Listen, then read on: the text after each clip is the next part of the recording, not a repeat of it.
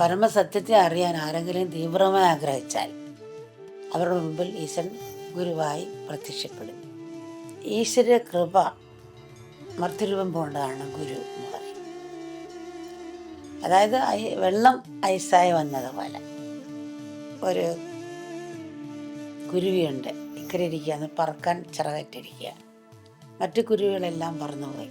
ഈ കുരുവി ചിറകറ്റ് പറക്കാൻ പറ്റുന്നില്ല. നദി കടക്കുകയും വേണം, പക്ഷെ പറക്കാൻ പറ്റുന്നില്ല. അപ്പോൾ ഒഴുക്കിൽ ഐസ് പെട്ട് വന്നു. അപ്പോൾ ഇത് ചാടി അതിൽ ഇരുന്ന് അങ്ങനെ ഐസ് ഒഴി അക്കരയെത്തി. കുരുവി അക്കരെ ഇറങ്ങി. ഐസും നദിയും രണ്ടും വെള്ളം തന്നെയാണ്. അതുപോലെ ഈ നിർഗുണമായ ഈശ്വരൻ തന്നെ സഗുണമായി വന്ന് അക്കരെ കടത്തുകയാണ്. ആ ഒരു രൂപത്തിലാണ് സദ്ഗുരുക്കന്മാരെന്ന് പറയുന്നത്. ബ്രഹ്മത്തിൻ്റെ ഒരു രൂപമായിട്ട് തന്നെ കാണും. ബിസ്ക്കറ്റ് കൊമ്പ് പോലെ ഉണ്ടാകും, അതിനകത്ത് ഐസ്ക്രീം ഓമറവും മധുരമാണെന്നുള്ളത്. അതാണ് കൃഷ്ണയൊക്കെ അതിരം മധുരം വദനം മധുരം ഹസ്തം മധുരം മധുരാതിപേയാഗ്രഹം മധുരം വേണൂർ മധുര രേണൂർ മധുര എന്നൊക്കെ നമ്മൾ പാടുന്നത്. എല്ലാം ബ്രഹ്മമാണ്. എങ്കിലും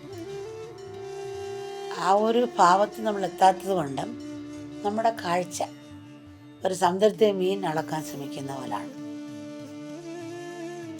നമുക്കെപ്പോഴും പരിധിയുണ്ട് നമ്മുടെ ആ കാഴ്ചയ്ക്ക്, അറിവിന്. അതുകൊണ്ട് ശരണാഗതിയോടുകൂടി സമർപ്പണത്തോടെ നിൽക്കുക. കാരണം ഒരു തെബിരം പിടിച്ചാക്ക് മേശപ്പുറത്ത് കിടന്നു കൊടുത്താലേ അറിയുന്ന കൊടുത്താലേ ഓപ്പറേറ്റ് ചെയ്യാൻ പറ്റുള്ളൂ. ആ സമർപ്പണം നമുക്കുണ്ടാകണം. ആ കൃപ ജ്ഞാനക്കണ്ണ് തെളിയിക്കും. ഈശ്വരൻ അനന്തമായ സൂര്യപ്രകാശം പോലാണ്. പക്ഷേ അതിലൊന്ന് വീട്ടിലെ അടുക്കള വിളക്കത്തിക്കാൻ സാധിക്കില്ല. അപ്പോൾ അതിനൊരു മെഴുകുതിരിയാണ്, ഒരു തീപ്പെട്ടി പോലെ ആണ് ഗുരുവിൻ്റെ സാന്നിധ്യം. നമുക്ക് പ്രായോഗതലത്തിൽ നമ്മളെ വളർത്തിക്കൊണ്ടുവരാനും പ്രായത്തിൽ കൊണ്ടുവരാനും ഒരു ഗുരുവിൻ്റെ സാന്നിധ്യം അതുപോലെയാണ്. കാറ്റട എല്ലായിടത്തും ഉണ്ടെങ്കിലും ഒരു ഫാൻ്റെ അടുത്തിരിക്കുമ്പോൾ ഒരു വൃക്ഷത്തോട്ടിരിക്കുമ്പോൾ അങ്ങനെയാണ്. അപ്പോൾ അതുപോലെയാണ് ഗുരുവിൻ്റെ സാമീപ്യം എന്ന് പറയുന്നത്. ഇത്ര വലിയ തപസ്യായാലും ശരി, പണ്ഡിതനായാലും ശരി, പൂർണ്ണത പ്രാപിക്കണമെങ്കിൽ പൂർണ്ണമായ ഒരു ഗുരുവിനെ ആശ്രയിക്കുക തന്നെ വേണം. എത്ര നല്ല ഇന്ധനമായാലും ആണെങ്കിലും അതിനെ തീ പിടിക്കണമെങ്കിൽ തീപ്പൊരിയുടെ ആവശ്യമുണ്ട്. ഒരു സാധകന് സ്വന്തം ന്യൂനത തിരിച്ചറിയാനാവില്ല. അഥവാ തിരിച്ചറിഞ്ഞാലും തിരുത്താൻ പ്രയാസമാണ്. എന്നാൽ ഗുരുവിന് ശിഷ്യന് ശക്തിയും അറിയാം, പോരായ്മകളും അറിയാം. ആ പോരായ്മകളെ എങ്ങനെ പരിഹരിക്കണമെന്നും അറിയാം. ആവശ്യങ്ങളത് പരിഹരിക്കാനുള്ള സാഹചര്യവും ഗുരു തന്നെ ഒരുക്കും. നമ്മൾ വേസ്റ്റ് മാനേജ്മെൻറ്റ് ഇപ്പം ചെയ്യുന്നുണ്ട്. നമ്മുടെ ശരീരത്തെ വേസ്റ്റായി പോകുന്ന ശരീരത്തെ കൊണ്ട് എങ്ങനെ പ്രായോഗിക തലത്തിൽ സമൂഹത്തിനും നമുക്കും പ്രായോഗികമാക്കാമെന്നുള്ള ചെറിയ വേസ്റ്റ് മാനേജ്മെൻ്റാണ് നമ്മുടെ അധ്യാത്മം എന്ന് പറയുന്നത്.